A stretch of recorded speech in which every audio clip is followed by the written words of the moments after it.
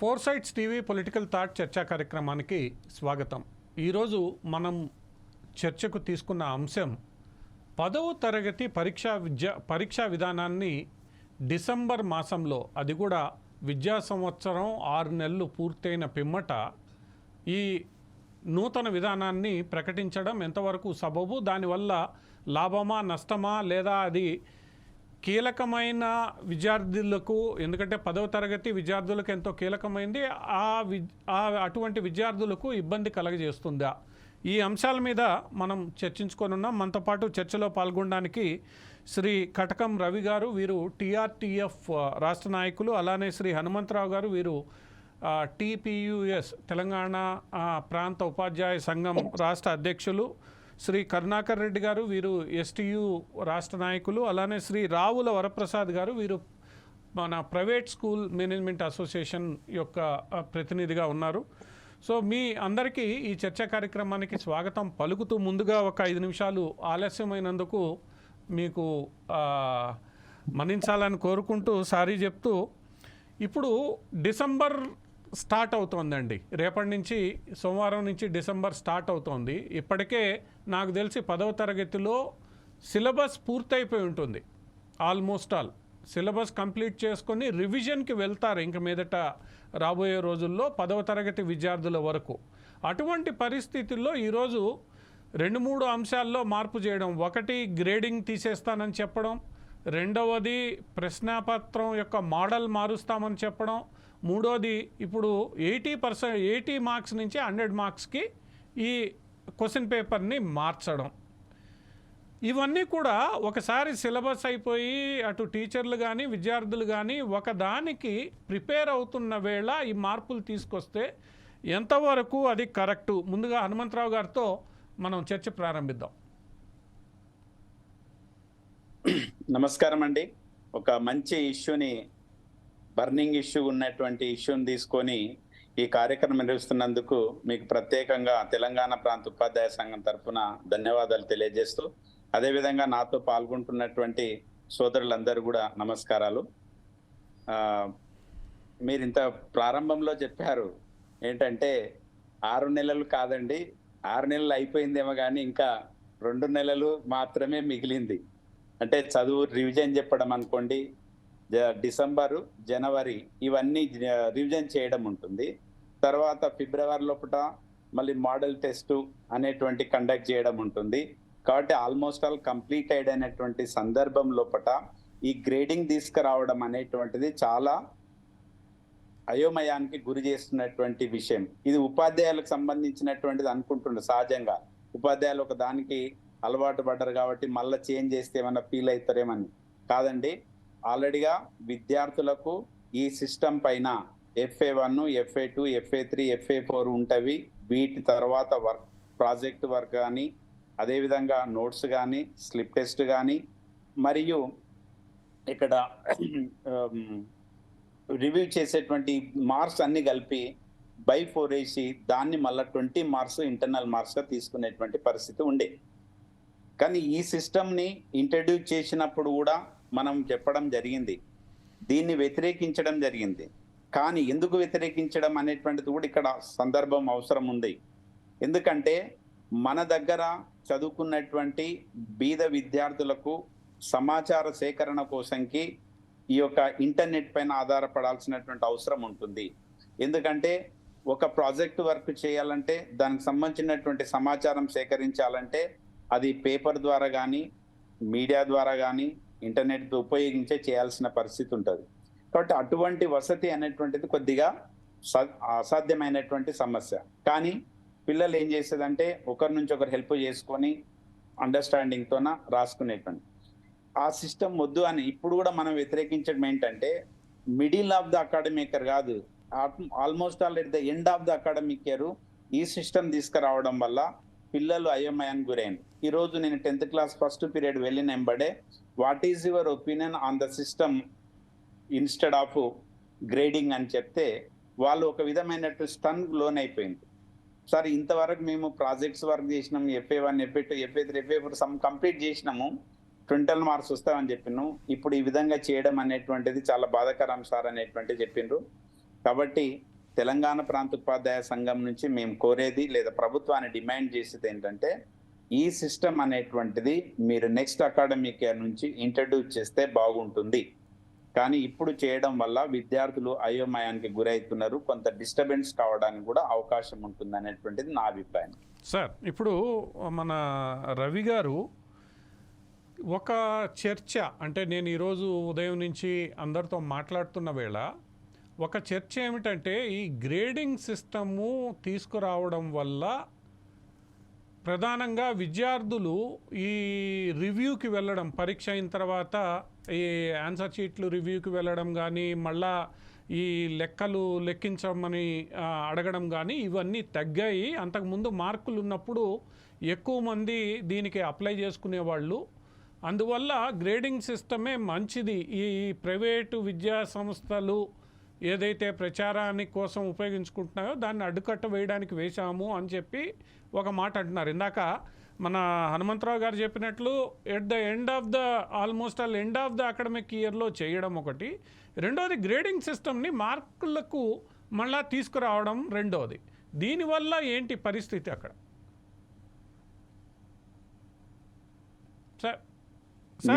రమేష్ గారు sir unmute చేయాలి.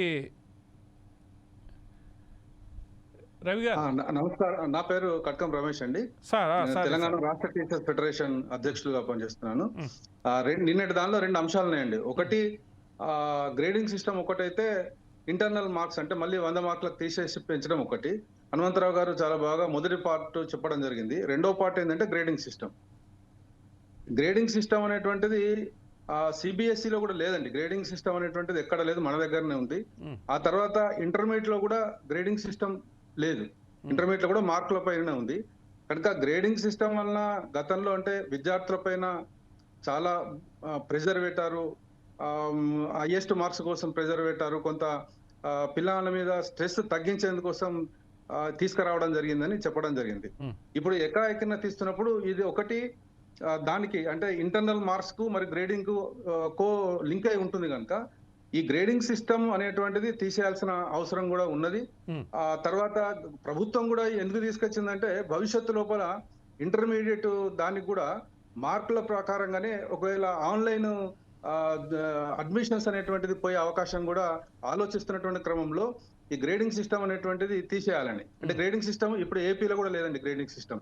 ఆ తర్వాత మనకు ఉన్నటువంటి సిబిఎస్ఈలో కూడా గ్రేడింగ్ సిస్టమ్ లేదండి. కనుక దానికి మా అపోజిషన్ ఏం లేదు. దానికి తెలంగాణ రాష్ట్ర టీచర్స్ ఫెడరేషన్ గా ఈ గ్రేడింగ్ సిస్టమ్ రద్దుకు సంబంధించినటువంటి మాకు అభ్యంతరం ఏం లేదు. కానీ ఇప్పుడు ఈ సంవత్సరం ఇప్పుడు ఈ 2 అంశాల మీద కూడా ఇప్పుడు కాకుండా వచ్చే సంవత్సరం నుంచి దీన్ని తీసుకోవాలని చెప్పేసి తెలంగాణ రాష్ట్ర టీచర్ ఫెడరేషన్ గా మేము ప్రభుత్వానికి విజ్ఞప్తి చేస్తున్నాం మీ ద్వారా. సార్, ఇప్పుడు మన వరప్రసాద్ గారు, ఒక ఆరోపణ ఈరోజు నేను చదివిన అన్ని పేపర్లలో దీని మీద చదివిన న్యూస్ ఐటమ్స్ చదివినప్పుడు ఒక ఆరోపణ ఏంటంటే, ఈ ప్రైవేటు విద్యా సంస్థలు ఈ ఇంటర్నల్ మార్కుల సిస్టమ్ని దుర్వినియోగం చేస్తున్నాయి కాబట్టి ఆ దుర్వినియోగం చేయడాన్ని ఆపడానికి కొన్ని ప్రైవేట్ విద్యా సంస్థలు ఈ మార్కుల్ని సమయానికి ఎంటర్ చేయకుండా డిలే చేస్తున్నాయి. ఇవి 2-3 ఆరోపణలతో దీన్ని మార్చాల్సి వస్తోంది అన్నది ఈరోజు నేను చదివిన పేపర్లన్నింటిలో రాసిన ఒక 2 అంశాలు. ఇది కరెక్టేనా? ఒకటే అండి, ఫస్ట్ అందరికీ నమస్కారం. మీరు మంచి డిబేట్ తీసుకున్నారు. ఈ యొక్క డిబేట్ కార్యక్రమంలో మా ఉపాధ్యాయ సంఘాలు పాల్గొంటా ఉన్నాయి, వారికి కూడా నమస్కారం. ముఖ్యంగా హనుమంతరావు గారు, రవి గారు చెప్పిన విషయాలు వాస్తవమే. కాకపోతే ఇక్కడ ఒక విషయం ఏంటంటే, ఏదైతే వాళ్ళు ప్రైవేట్ స్కూల్ వాళ్ళు ఆలస్యంగా లోడ్ చేస్తున్నారు ఇదంటే అది కరెక్ట్ కాదండి. వాళ్ళు సమయం ఇస్తారు, ఆ సమయం లోపలనే లోడ్ చేయాలి మార్క్స్ అయినా. ఆ సమయం అయిపోయిన తర్వాత దాన్ని తీసేస్తే లోడ్ చేయడానికి అవకాశం లేదు. అది వాస్తవం కాదు, అది అవాస్తవం. అది ఇంకో పాయింట్ ఏంటంటే, ఇప్పుడు మొత్తం కార్పొరేట్ విద్యా వ్యవస్థ అయితే ఉన్నదో ఆ విద్యా వ్యవస్థకు ఊతం ఇస్తున్నారు కాబట్టి దాన్ని తీసివేయడానికి మేము సిస్టమ్ తీసుకొస్తున్నాం అని చెప్పి గత ప్రభుత్వం చెప్పింది. ఓకే, దాన్ని యాక్సెప్ట్ చేసాం, అది 100% కరెక్ట్ అనిపించింది. కానీ ఇప్పుడు అదే విషయాన్ని మళ్ళీ తీసేయడం అనేది మళ్ళీ వాళ్ళకు ఊతం ఇచ్చినట్లయితే కార్పొరేట్ వ్యవస్థ చైతన్య నారాయణ లాంటి పాఠశాలలు, కార్పొరేట్ పాఠశాలలు మొత్తం కూడా 600, 590/600, 590/600, 598/600 అని చెప్పి ఇదే ఊతంగా మొత్తం అడ్వర్టైజ్మెంట్ చేసుకోవడానికి పనికొస్తుంది. దానివల్ల ఈ యొక్క ప్రభుత్వ పాఠశాలలు మొత్తం కూడా చాలా ఇబ్బంది కలుగుతుంది అని చెప్పేసి మేము అనుకుంటున్నాం. అలాగే బడ్జెట్ పాఠశాలలు కూడా కొంత ఇబ్బంది కలుగుతుంది. అయితే దానివల్ల వాళ్ళు మొత్తం దాన్ని అదే ప్రచారం చేసుకుంటారు రిజల్ట్ రాగానే. ఆ విధంగా చేయడం వల్ల ఈ పాఠశాల దెబ్బతింటుంది. అలాగే ఇంకొక విషయం ఏంటంటే, ఇప్పుడు ఆల్రెడీ 2 నెలలు మాత్రమే ఉన్నది, ఇంకో నెలలో రివిజన్ స్టార్ట్ అయిపోతుంది. ఆల్రెడీ సిలబస్ కంప్లీట్ అయిపోయింది, మీరు అన్నట్లే కంప్లీట్ అయ్యి రివిజన్ స్టార్ట్ అయింది. స్టార్ట్ అయ్యి పిల్లల మైండ్ సెట్ మొత్తం కూడా ఈ సిసి ప్యాటర్న్ కు తీసుకొని వచ్చాం. పిల్లలందరూ కూడా తీసుకొని వచ్చిన తర్వాత ఈ రోజు మన రమేష్ గారు చెప్పిన క్లాస్కి వెళ్ళి వీళ్ళకి ఇట్లా సిస్టమ్ ఇట్లా మార్చారా అనగానే వాళ్ళంతా ఏదో గుండె అయిపోయినట్లు ఫీల్ అయిపోయారు పిల్లలందరూ కూడా. ఇదేం సార్, ఇదేం సిస్టమ్, మేము ఇప్పటి వరకు FA1, FA2, FA3 కంప్లీట్ చేసినాం, FA4 సిద్ధమవుతా ఉన్నాం, మరి ఇప్పుడు అవన్నీ మార్కులు నేడిపోతే ఇన్ని రోజులు మేము మొత్తం కూడా కాపీరైట్ వర్కింగ్ అంతా చేసుకుంటూ కూర్చున్నాం, వాటికి ఎక్కువ సమయం కేటాయించాం, చదువుకోవడానికి ఇప్పుడు మాకు సమయం లేదు కదా, ఈ సమయంలో హఠాత్తుగా దీన్ని తీసుకురావడం ఎంతవరకు కరెక్ట్ అని చెప్పేసి అని విద్యార్థులందరూ కూడా చాలా విస్తుపోతున్నారు. కాబట్టి ప్రభుత్వాన్ని మేము చేసే విజ్ఞప్తి ఏంటంటే, ఈ అకాడమిక్ ఇయర్ కాకుండా నెక్స్ట్ అకాడమిక్ ఇయర్ కు దీన్ని ప్రారంభించాలి. ఈ యొక్క అకాడమిక్ 2 months ఉంది కాబట్టి దీన్ని పాతది కొనసాగించాలి. అలాగే అయితే గ్రేడ్ పాయింట్ సిస్టమ్ ఉన్నదో ఈ సిస్టమ్ తీసేసిన నెక్స్ట్ అకాడమిక్ ఇయర్ లో గ్రేడ్ పాయింట్ సిస్టమ్ కంటిన్యూ చేయాలి. ఎందుకంటే ఆ మార్కులు చెప్పి మొత్తం కూడా ఇక అడ్మిషన్లు దాటుకునే ప్రయత్నం, మొత్తం కార్పొరేట్ వ్యవస్థనే ఇక్కడ చదువు చెప్పగలుగుతుంది, మిగతా ఏ ప్రభుత్వ పాఠశాలలు కానీ ఈ బడ్జెట్ పాఠశాలలు కానీ ఎవరు చెప్పలేవు అనే యొక్క ప్రచారాన్ని తీసుకెళ్లే ప్రయత్నం జరుగుతుంది. కాబట్టి దానికి అడ్డుకట్ట ప్రభుత్వం, గత ప్రభుత్వం వేసినట్టు ఈ ప్రభుత్వం కూడా దానికి అడ్డుకట్ట వేయాల్సిన అవసరం ఉంది.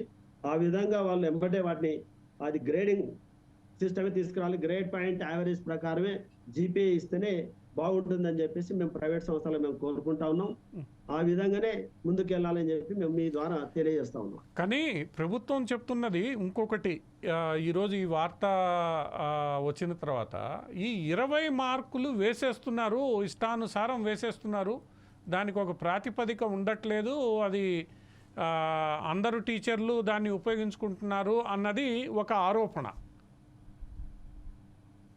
అదేం లేదండి, ఎవరు ఏ టీచర్ కూడా ఉపయోగించుకోరండి. ఎక్కడో దగ్గర ఇప్పుడు 100% ఏది కూడా జరగదండి. ఇప్పుడు వరకట్న నిషేధ చట్టం తీసుకొచ్చారు, ఆ చట్టం ఎంతవరకు అమలవుతుందండి? చెప్పండి. అట్లనే ఇది కూడా తీసుకొచ్చిన దగ్గర ఎక్కడో దగ్గర 100లో -1%, 2% ఉంటే ఉండొచ్చు. దాన్నే భూతత్వంలో చూపించి అందరూ అదే విధంగా చేస్తున్నారు అనేది కరెక్ట్ కాదు. అది ఎట్టి పరిస్థితుల్లో కాదు. ఆ 20 పాయింట్స్ అనేది, మార్క్స్ అనేది విద్యార్థులకు వాళ్ళకు ఒక మంచి ఊతాన్ని ఇస్తున్నది, ఒక ఇంటర్నల్ మార్క్స్ గా ఇస్తా ఉన్నారు. ఒక వద్దనుకుంటే తీసేయచ్చు, దానికి మేము ఇబ్బంది ఏం పడతలేము. కాకపోతే ఈ అకాడమిక్ ఇయర్ తప్పించి నెక్స్ట్ అకాడమిక్ ఇయర్ పెట్టండి. అలాగే గ్రేడ్ పాయింట్ సిస్టమ్ ఉంచమని చెప్తున్నాం. కానీ ఉపాధ్యాయులు తమ ఇష్టానుసారంగా అన్ని పాఠశాలలో వేస్తున్నారు అనేది కరెక్ట్ కాదు.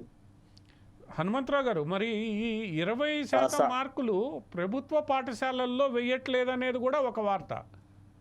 ప్రైవేట్ వాళ్ళు ఉపయోగించుకుంటున్నారు, వేసుకుంటున్నారు, కానీ ప్రభుత్వ పాఠశాలల్లో ఉపాధ్యాయులు అది వెయ్యట్లేదు, దానివల్ల నష్టం జరుగుతోంది. ఇది ఈరోజు మనం 10-15 పేపర్లు చదివితే ఈ అంశం ప్రధానంగా ఉంది. అంటే ప్రభుత్వ పాఠశాలల టీచర్లకి పిల్లలంటే ఇష్టం లేదా ఏంటి, అది ఎందుకు అలా వచ్చింది అనేది? లే వాస్తవం అండి, మీరు అనే పాయింట్స్ కొద్ది ఇక్కడ మిస్అండర్స్టాండ్ అవుతుంది. 20 మార్క్స్ కు 20 వేసింది అనుకోండి, ఉదాహరణ వేసిందాం అనుకుందాం, కానీ దాన్ని ఇంటర్నల్ ఇన్స్పెక్షన్ చేసేది గవర్నమెంట్ టీచర్స్. ప్రైవేట్ స్కూల్స్ వాళ్ళ కానీ గవర్నమెంట్ స్కూల్స్ కానీ ఇన్స్పెక్షన్ చేసి ఇంటర్నల్ వెరిఫై చేసి దాన్ని మేము ఇనిషియల్ వేస్తే టిక్ కొడితేనే అవి అప్లోడ్ చేయాలి. ఆ కాపీ మన దగ్గర ఉంటుంది. If any private school has changed the marks list of internal, he will be responsible. కాబట్టి మా దగ్గర ఒక కాపీ ఉంటుంది. అట్లా ఇంటర్నల్ చేంజ్ చేయడానికి లేకుంటది, ఫస్ట్ పాయింట్.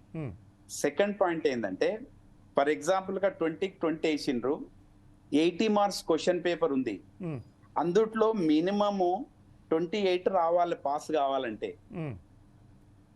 80 మార్క్స్ 28 మార్క్స్ రావాలి. ఒకవేళ అక్కడ 20 మార్క్స్ వచ్చినా ఈ 20 కలిపితే 40 అయితే పాస్ కాడు. అవి 20 రావాలి, ఇవి 20 కలిపితే 48 అవుతుంది. ఆయన గ్రేడ్ ఏమొస్తుంది? సేమ్ మళ్ళీ బి గ్రేడే వస్తుంది. అదే 28 మినిమం రావాలి.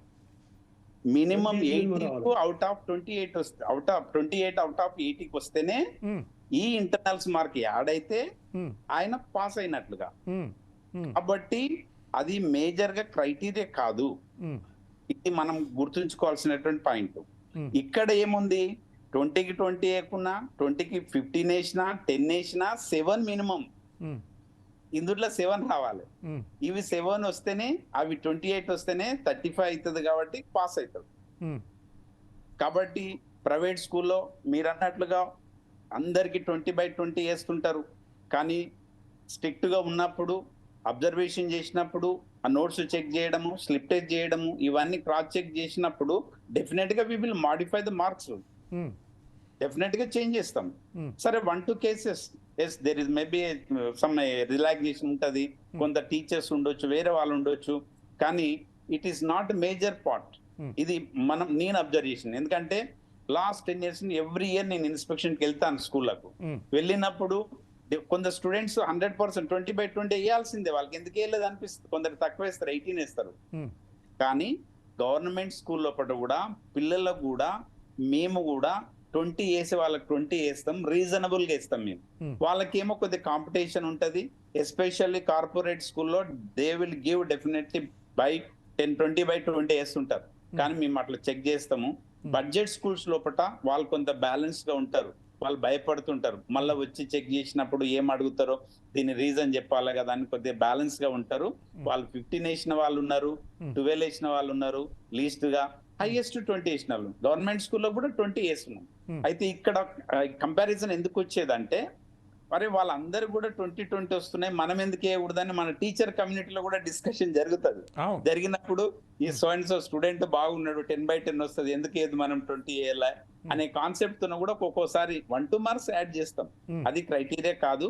కానీ మనం చెప్పేది ఏంటంటే, మళ్ళీ ఈ యొక్క ర్యాంకింగ్ సిస్టమ్ అనేటువంటిది వచ్చి గవర్నమెంట్ స్కూల్స్ మళ్ళీ డిగ్రేడ్ చేయడానికి కూడా ఇది ఒక సిస్టమ్ అనిపిస్తుంది.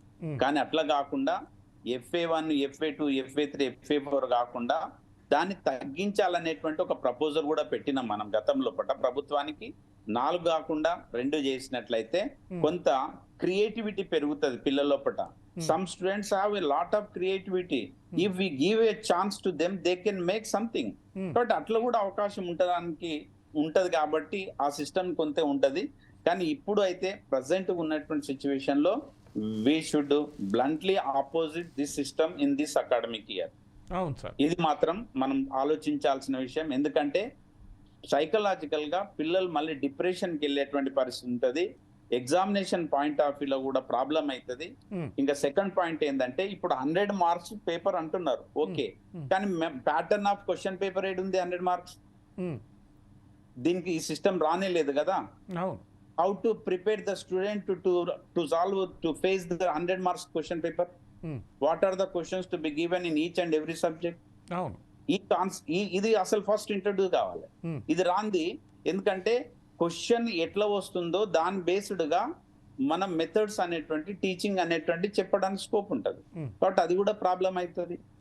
కాబట్టి ప్రభుత్వం ఎందుకో ఎంత హేస్టీ డిసిషన్ ఎందుకు తీసుకున్నదో పునరాలోచించాల్సినటువంటి అవసరం అయితే ఉంది అని తెలంగాణ ప్రాంత ఉపాధ్యాయ సంఘం తరఫున మేము ప్రభుత్వం.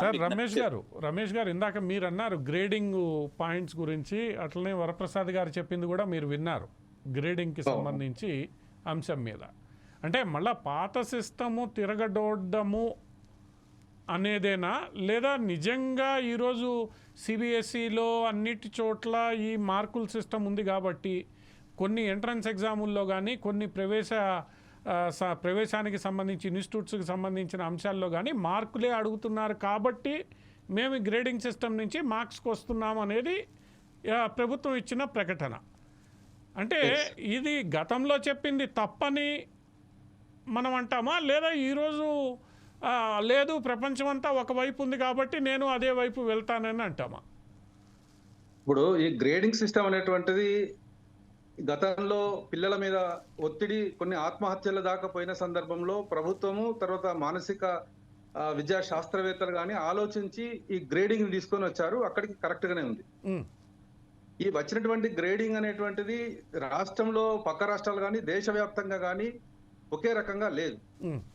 రెండోది, ఒక వ్యక్తి ఎవరు ఫస్ట్, ఎవరికి తదనంతర విద్యా విధానంలో ప్రాధాన్యత ఇవ్వాలన్నప్పుడు అక్కడ ఖచ్చితంగా మళ్ళా మార్కే ఆధారంగా అవుతుంది. తర్వాత సిబిఎస్, ఇప్పుడు కేంద్ర ప్రభుత్వం తీసుకొస్తున్నటువంటి జాతీయ విద్యా విధానం కానీ జాతీయ స్థాయిలో ఒకే విద్యా విధానం ఉన్నటువంటి సందర్భంలో మరి అక్కడ ఉన్నటువంటి సిబిఎస్ఈ మనం తీసుకున్నప్పుడు సిబిఎస్ఈ లోపల అక్కడ గ్రేడ్స్ ఉన్నాయి, దాన్ని పర్సెంటేజ్ గ్రేడ్స్ అంటారు. ఈ మార్కుల గ్రేడ్ తో సంబంధం ఉండదు. అక్కడ ఉన్నటువంటి పర్సెంటేజ్ గ్రేడ్స్ తోని లాస్ట్ కి అక్కడ 10th క్లాస్ సిబిఎస్ఈ మనం చూసినప్పుడు అక్కడ ఫస్ట్ క్లాస్ సెకండ్ క్లాస్ అని కూడా వాళ్ళు ఇవ్వరు, ఓన్లీ పాస్ అని ఇస్తారు. తర్వాత మార్కులు ఇస్తారు. ఆ మార్కులో ఒకవేళ ఒక సబ్జెక్ట్ లో బాగా హార్డ్ ఉండి చాలా మంది తక్కువ మందికి ఎక్కువ మార్కులు రాకపోతే అక్కడ పర్సెంటేజ్ తక్కువ వచ్చినా కూడా గ్రేడ్ ఎక్కువ వస్తుంది అక్కడ. కానీ ఆ గ్రేడ్ లో సిస్టమ్ ఉంటుంది. ఇక్కడ 99 వస్తే ఏ గ్రేడ్ వస్తుంది, ఇంకో సబ్జెక్ట్ లో తక్కువ మంది కొంత హార్డ్ పేపర్ ఉన్నప్పుడు అక్కడ 88 మార్కులకే ఏ గ్రేడ్ వచ్చే అవకాశం, కొంత లూజ్ ఉన్నప్పుడు 98 వచ్చినా కూడా A2 వస్తుంది అక్కడ. అంటే ఆ గ్రేడ్ అనేటువంటిది ఆ ఒత్తిడిగా లేకుండా మళ్ళీ టోటల్ గా అక్కడ మార్క్ అంటే సబ్జెక్ట్ వారీగా పేపర్ పిల్లవానికి ఇస్తూనే టోటల్ మార్కులు ఇస్తూనే ఆ టోటల్ అంటే సబ్జెక్ట్ వారీగా మార్కులు ఇస్తూనే ఎక్కడ కూడాను ఆ టోటల్ మార్క్స్ ఇవ్వరు మళ్ళీ సిబిఎస్ఈ. అంటే ఆ విధానం ఉంది కనుక నేను అనుకుంటున్నాను మాకున్నటువంటి దాని ప్రకారంగా రేపు పొద్దున ఇంటర్మీడియట్ లో కూడా ఏమైనా ఆన్లైన్ లోపల ఇప్పుడు డిగ్రీ అవన్నీ కూడా మనం చూస్తున్నాం. గతంలో కాలేజీలకు అప్లై చేసుకునే విధానం నుంచి ఇప్పుడు సెంట్రలైజ్డ్ సిస్టమ్ అనేటువంటిది వచ్చేసింది. ఒకవేళ దోస్త్ వచ్చేసింది, సెంట్రలైజ్ ప్రతి దగ్గర వచ్చింది. ఇప్పుడు ఇంటర్మీడియట్ లో కూడా ఒక ఆన్లైన్ సిస్టాన్ని ఒకవేళ అడ్మిషన్ కోసం తీసుకొచ్చి మంచి విద్యార్థులు తను కోరుకున్నటువంటి పాఠశాలకు వెళ్లే రకంగా ఆన్లైన్ సిస్టమ్ పెట్టాలనుకుంటే మళ్ళీ ఈ గ్రేడ్ సిస్టమ్ అక్కడ అక్కర్రాదు. అంటే గ్రేడ్ సిస్టమ్ ఓవరాల్ గా తెలంగాణ రాష్ట్ర టీచర్ ఫెడరేషన్ గా సరి అయినదే. కానీ ఇవాళ ఉన్నటువంటి పరిస్థితుల్లో ప్రభుత్వాన్ని టిఆర్టిఎఫ్ గా తప్పు పట్టలేము. కాకపోతే ఇప్పుడు కొండనాలకు మందేస్తే ఉండనాలకు పోయినట్టు సిసిఈ విధానంలో చాలా లోపాలున్నాయి. ఈ 4 పేపర్లు పెట్టడం, 4 పేపర్లలో ఇప్పుడు FA1 4 పెట్టడం, ఒక్కొక్క పేపర్ లో 4 రకాలైనటువంటి పరీక్షలు ఏర్పాటు చేయాల్సి వస్తుంది. ఈ 4 రకాల పరీక్షలు 7 సబ్జెక్టులు 28 పేపర్లు పెట్టుకొని ఈ 28 పేపర్లో పిల్లవాడు ఎప్పుడొస్తే అప్పుడు ఎగ్జామ్ పెట్టుడు, ఈ ఎవాల్యుయేషన్ చేసేసరికి నెలలు అంటే ఒక నెల FA1 పెడితే ఈ మొత్తం అందరు విద్యార్థులు ఒక సబ్జెక్టుకు 4 అంటే ఒకటి ఫర్ ఎగ్జాంపుల్ మ్యాథమెటిక్స్ తీసుకుందాం, నూతన సమస్యలు రూపొందించడం, తర్వాత ఒక రాత పని, తర్వాత ఒక ప్రాజెక్టు, తర్వాత స్లిప్ టెస్ట్. ఇది ఒక్క సబ్జెక్ట్ సంబంధించి 4 టెస్టులు రాస్తే ఒక సబ్జెక్ట్ అయిపోయినట్టు లెక్క. ఇట్లా 7 సబ్జెక్ట్ చేయాలి.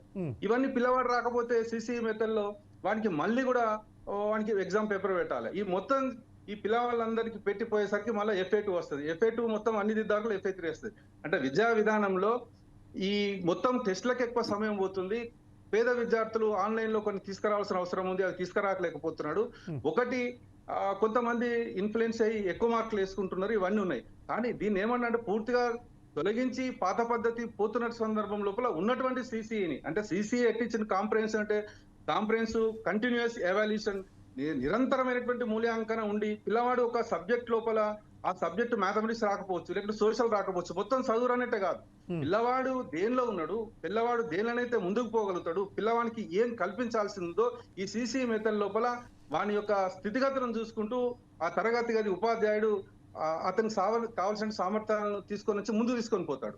ఆ సిసి యొక్క ముఖ్య ఉద్దేశం, దాని యొక్క ఉద్దేశం చాలా మంచిదే, కానీ దాన్ని చాలా హార్డ్ గా ఉంది, దాన్ని సరళతరం చేయాలి అనేటువంటి రీతి లోపల ఉపాధ్యాయ సంఘాలుగా మేము మాట్లాడుతున్న సందర్భం లోపల అవన్నీ కాదని చెప్పేసి ఇవాళ ఏకాఏకిన మరి చర్చించకుండా దానిపైన మరి సంఘాలతోనూ ఉపాధ్యాయులు మేధావులు కూడా ఉన్నారు, వాళ్ళతో ఒక నోటు తీసుకోకుండా మరి రాత్రే ఒక ఉత్తర్వు ఇచ్చారు. మరి ఇచ్చే ముందు ఏమి ఇస్తున్నాం ఏం చేస్తున్నాం అని కూడా పేపర్కి వచ్చేదాకా ఉపాధ్యాయ సంఘాలకు మాకేం సమాచారం కూడా లేదు. అయితే మేమేమంటున్నాం అంటే మీరు చర్చించండి, తీసుకోండి, దానిలో విద్యార్థికి నిరంతర సమగ్ర మూల్యాంకనం ఏ రకంగా మనం తగ్గించగలుగుతామో ముందుకు పోవాలి. అట్లా ముందుకు పోయి ఈ సిస్టాన్ని ఒకవేళ ఇంప్లిమెంటేషన్ చేయదలుచుకున్నట్టయితే వచ్చే సంవత్సరం చేయాలి.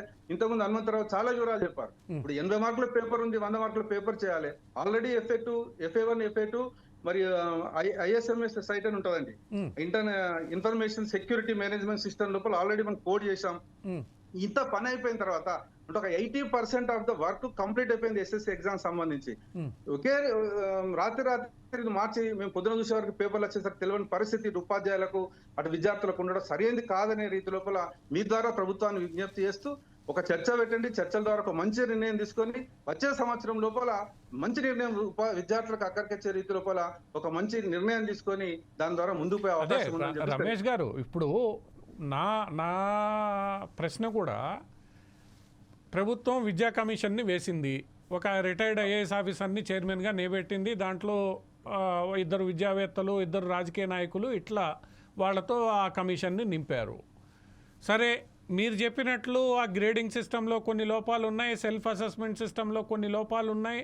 వీటిల్ని ఇందాక హనుమంతరావు గారు చెప్పినట్లు 4 బదులు 2 చేయండి, బాగుంటుంది. ఎందుకంటే ఆ ఎవాల్యుయేషన్ కంటిన్యూస్గా జరిగినప్పుడు ఆ ఇంటర్నల్గా కూడా కొంత విద్యార్థుల్లోనూ ఉపాధ్యాయుల్లోనూ ఒక ఇది జరుగుతోంది అన్న భావన ఉంటుంది. ఈ తప్పొప్పుల్ని సరిచేయకుండా అసలు ఈ వ్యవస్థ పనిచేయడం లేదు, దీన్ని తీసేద్దామనే నిర్ణయం ఏదైతే ఉందో అది కూడా ఇబ్బందికరమే కదా. అంటే మీరన్నట్లు చర్చించకుండా ఏమీ చేయకుండా దీని మీద ఇది ఉంది, దీన్ని తీసవతల పారేద్దాం, సింపుల్ చేద్దామన్న భావన అవసరమా? కాస్త అందరితో మాట్లాడడం. కాంగ్రెస్ ప్రభుత్వం వచ్చినప్పటి నుంచి ఈ విద్యా వ్యవస్థకు సంబంధించి జరుగుతున్న నిర్ణయాలన్నీ హఠాత్తుగా జరుగుతున్నాయి. అంటే నేను దానికి ఏకీభవిస్తున్నానండి. అంటే కాంగ్రెస్ ప్రభుత్వం నేను సపోర్ట్ కాదు, ఒక ప్రభుత్వ ఉద్యోగిగా ఏ ప్రభుత్వానికి ఏ పార్టీకి మేము మద్దతుగా ఉన్నాం.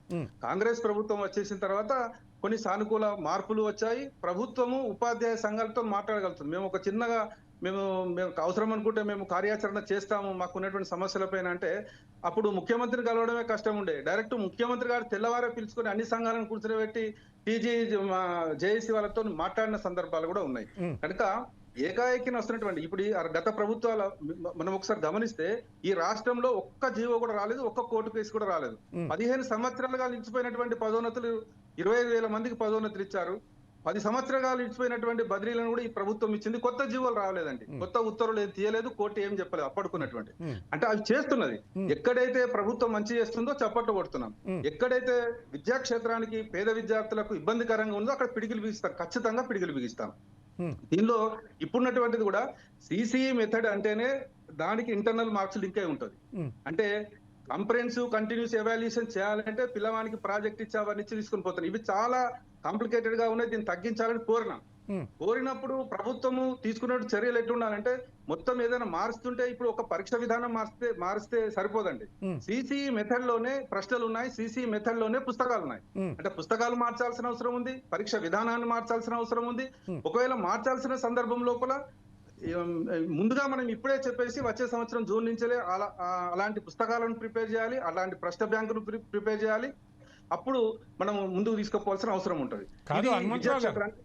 సార్ హనుమంతరావు గారు, ఇప్పుడు మన రమేష్ గారు చెప్పినట్లు పుస్తకాలు మార్చాలి, విద్యార్థుల్ని తయారు చేయాలి, టీచర్లని కొత్త పుస్తకాలకు అనుగుణంగా తయారు చేసుకో, ఏమీ లేకుండా రేపు మార్చిలో నువ్వు మళ్ళా నీకు వీలు కల్పించారు, మేము ఫీజు పొడిగిస్తున్నాము, మీరు కొన్ని రోజులు ఆగిన తర్వాత కట్టుకోండి అన్నది ఇంకొక నిర్ణయం.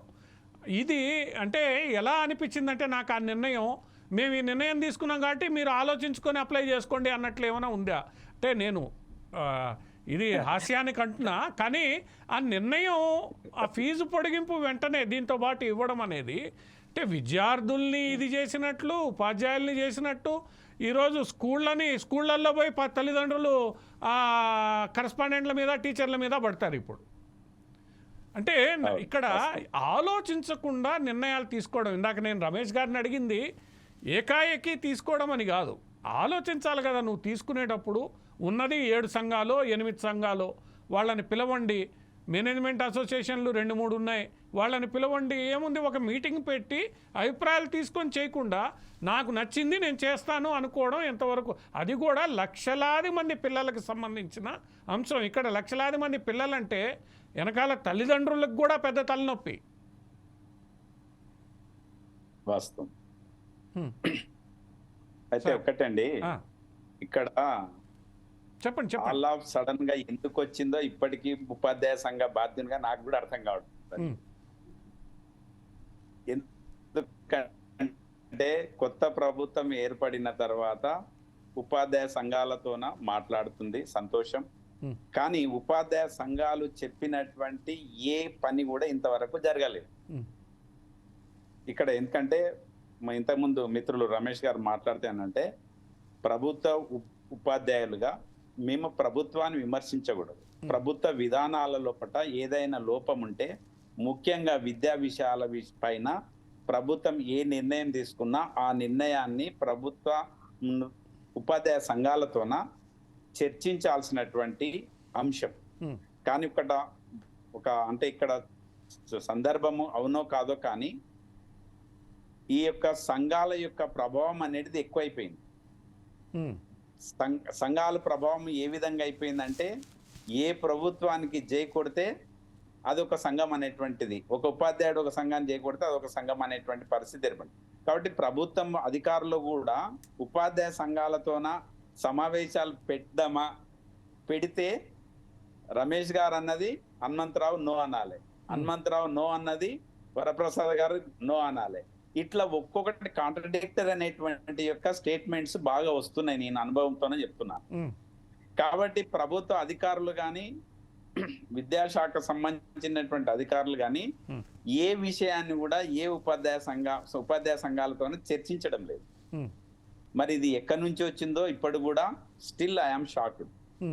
కాబట్టి ఇప్పటికైనా మీ ద్వారా ప్రభుత్వానికి, ఉపాధ్యాయుల నుంచి కాదు, నేను విద్యార్థుల తరఫున వేడుకుంటున్నాను, ఈ సంవత్సరము ఖచ్చితంగా దానిని యథావిధిగా కొనసాగించండి.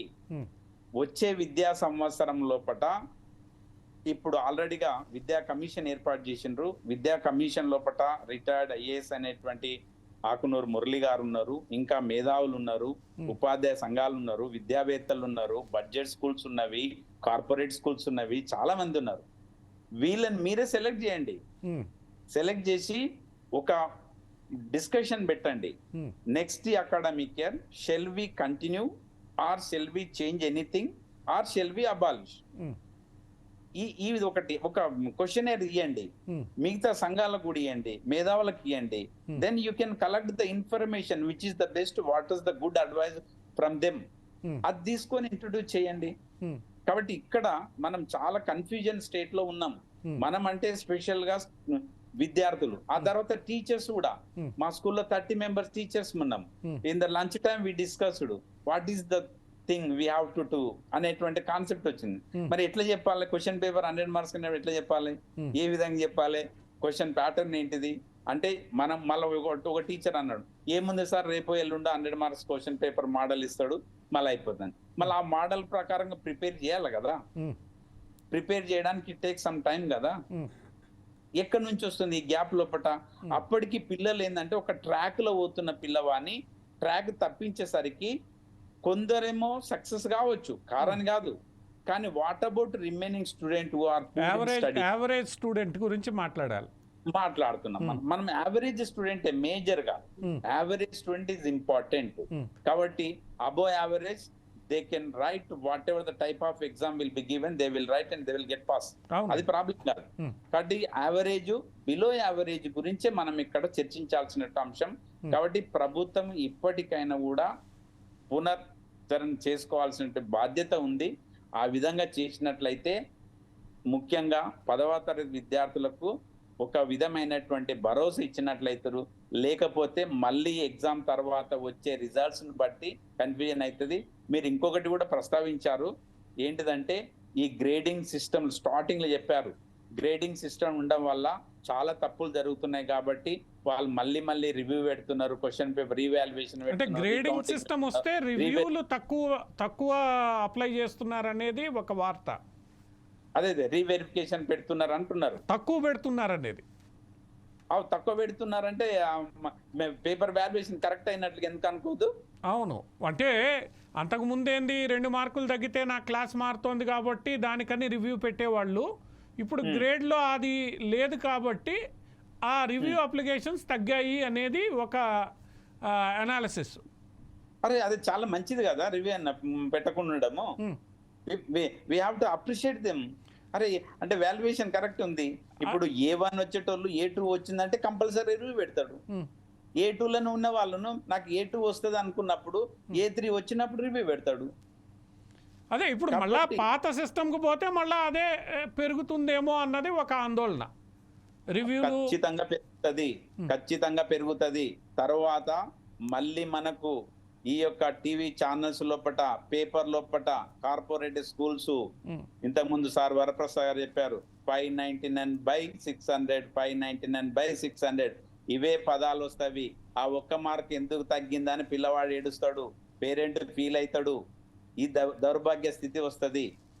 కాబట్టి 590 అంటే మా గవర్నమెంట్ స్కూల్ వచ్చేసరికి 390 ఏంటంటే గవర్నమెంట్ స్కూల్ ఏడ ఉంది, ప్రైవేట్ పాఠశాల ఏడున్నా అని ఇంకా రోజు రోజుకు గవర్నమెంట్ స్కూల్స్ డిగ్రేడ్ చేయాల్సినటువంటి పరిస్థితి ఏర్పడుతున్నట్టు అనిపిస్తుంది. కాబట్టి దయచేసి ఇప్పటికైనా ప్రభుత్వము, ఇక్కడ ఎవ్వరు కూడా డిమాండ్ చేయలేదు గ్రేడ్ సిస్టమ్ తీయమని, లేదా మార్క్స్ పెట్టమని కూడా ఎవరు అడగలేదు. మరి హై లెవెల్ గా ఏమన్నా కార్పొరేట్ వాళ్ళు ఏమన్నా చెప్పిండ్రా ఏమో డౌట్ వస్తుంది మనకు. కాబట్టి ఇప్పటికైనా కూడా దాన్ని దయచేసి విరమించుకుంటే విద్యార్థులకు లబ్ధి చేకూరినట్లయితది. భవిష్యత్తులో ఈ అకాడమిక్ ఇయర్ లో పెట్టాలన్నా పెట్టకూడదు అనేది చివరిగా వరప్రసాద్ గారు ఇప్పుడు సార్ చెప్పండి. పర్లేదు, ఏం లేదు. ఇప్పుడు నిర్ణయం ప్రకటించారు, అన్ని పేపర్లకు ఇచ్చేశారు, రాష్ట్ర వ్యాప్తంగా చర్చనీయాంశం అయిపోయింది.